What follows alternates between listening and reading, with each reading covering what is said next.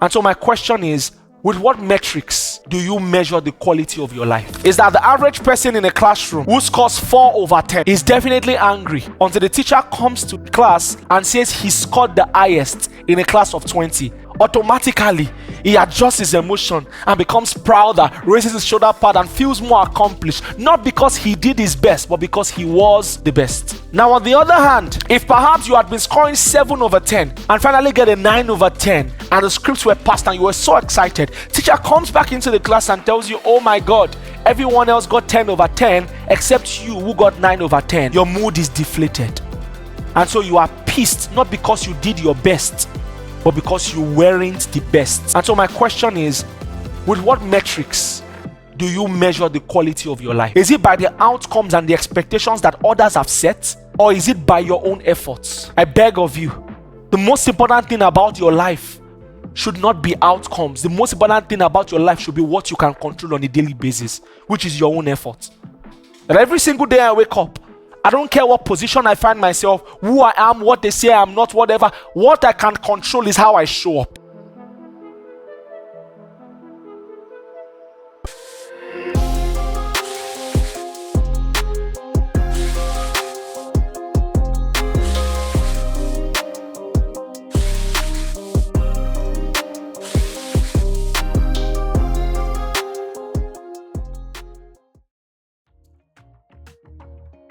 Always do your best.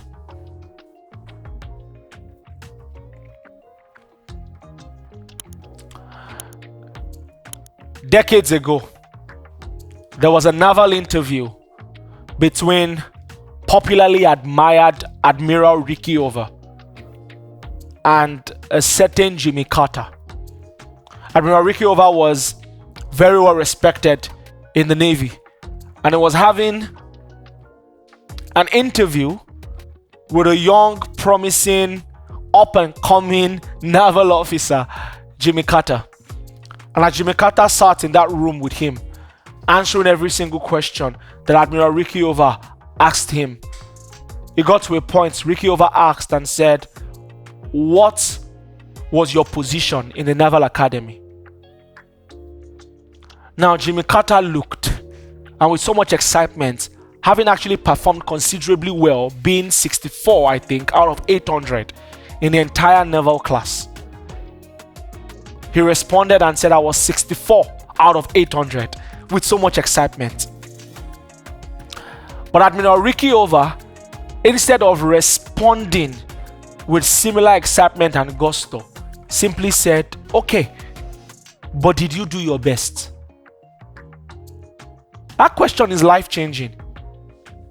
Did you do your best? And so Jimmy Carter wanted to respond the way we all will and say, "Yes, I did my best." Of course, it's evidenced in the fact that I kind of passed with flying colors.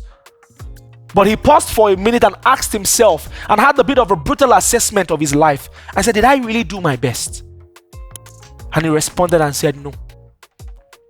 This is important because many times you may not do your best but be the best. But some other times you may do your best and not be the best. But it's almost as though what makes us more fulfilled is the fact that we were the best, even if we did not do our best. Your real fulfillment must come not from being the best, but from doing your best. You know why? Being the best is an outcome. I can't control outcomes. Remember what I taught you earlier about lag and lead measures? I can't control outcomes. What I can control is my daily effort. I gave a very brilliant scenario the last time I taught you guys this. Is that the average person in a classroom who scores 4 over 10 is definitely angry until the teacher comes to a class and says he scored the highest in a class of 20. Automatically, he adjusts his emotion and becomes prouder, raises his shoulder pad and feels more accomplished, not because he did his best, but because he was the best. Now, on the other hand, if perhaps you had been scoring 7 over 10 and finally get a 9 over 10 and the scripts were passed and you were so excited. Teacher comes back into the class and tells you, oh my God, everyone else got 10 over 10 except you who got 9 over 10. Your mood is deflated. And so you are pissed, not because you did your best, but because you weren't the best.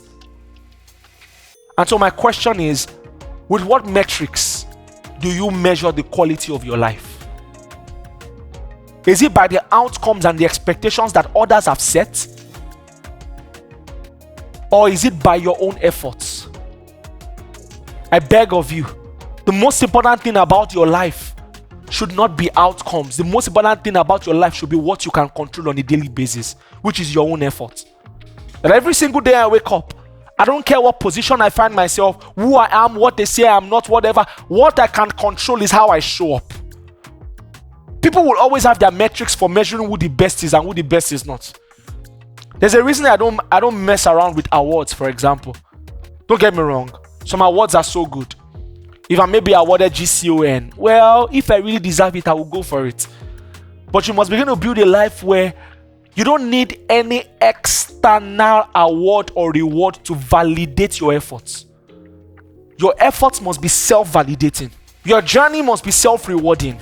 You must wake up to say, I don't need anybody to tell me I did a great job. I don't really need the outcomes to make me feel validated. You know why? Because if you pander too much towards the awards, it means you are living for the awards. And if you live for the praises of the awards, you will die of the rejection of the very awards. I get all manner of awards, men that I don't even know of.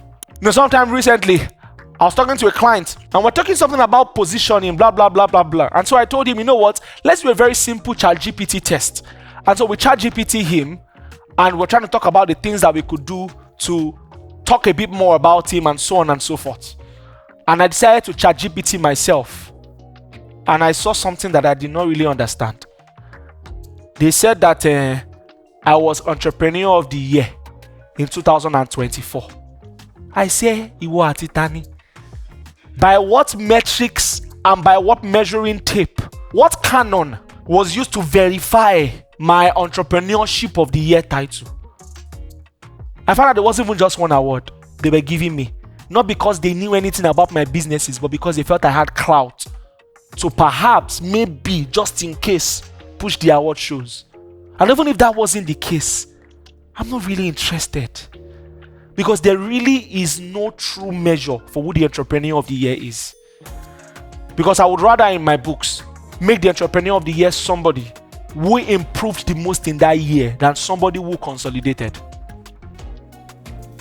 Many other things, titles, I've gotten about 1 or 2 messages in the last 1 year offering me honorary doctorates. I ran away from the charts. I'm not deserving of this. Or at least I don't think I'm deserving of it. And even if I am, not yet. Dr. David Oyedepo will say so brilliantly that the value of men is not in their titles, it's in their names. Barack Obama does not need a prefix. It doesn't need a suffix. Bill Clinton does not need anything before or after it. Kwame Nkrumah does not need an intersection or a JP or an LLM. He doesn't need it. Ibukwa Shika does not need any introduction. She said she doesn't even like anything added to her name. She said she hates to read her CV. She said because it reminds her of everything she has done, not what she's really doing right now. Awards, titles. You are 35. You're already putting doctor. And we check it. They're all honorary. Now, I have no shades to people who carry honorary degrees. I'm just saying, make sure you don't attach more than necessary worth to these things. Make sure. I want to live a life where even when I bag a PhD eventually, it could be added to my name, yes, but I'm okay with people calling me Olushola. I need you to get this. Off work, off social media, I'm a pastor also. People call me pastor every day, yes. But when someone calls me Olushola, I should not break their head. That's my name! I don't want to be remembered for the titles that I held, but for the person that I was. That's it. And so outcomes are good, but outcomes should not be the reason you do what you do. So do your best every day. Do your best every time. Do your best with everything. Everything is a chance to do and be your best. Everything. Everything. Don't be too proud and self-absorbed to think that you are too big for your current level. Do your best. Whatsoever your hand finds to do, do it with all your might. As a secretary, do your best. That way you are training your mind, body, and soul to also do your best when you finally get into the boardroom. Do your best. Work hard and give it your all. I beg of you, give it your all. Everything, anything, everything, always give it your all. Learn to give your highest paying and your least paying clients the same level of excellence. Either people are watching or people are not. This is important. Train yourself that way. Start learning it from now. Because how you do anything is usually how you will do everything. When you learn shabbiness so early, when you get to the top, it would have already become second nature. Too hard for you to change. Don't say when I finally start my own work, I will do better. Let me tell you, you will never do better. In fact, you might never get to the point where you start your own. Because you've already built laziness as a culture. And lazy people don't build magnificent edifices someday in the future. Whether anyone notices it or not, whether you are paid for it or not, give your best. Whether it's pro bono work or not, give your best. I currently charge in millions to speak for 1 hour in this same country. But I'm speaking to you guys today for free. And I'm speaking the exact same way I would speak, even if I were in front of kings and queens. Do your best. Not even always out of delight, but sometimes out of duty. Do your best. Cultivate it as a culture. Make it a lifestyle. So always show up and show up correct. I hope this helps. Did you learn anything? Yes, sir.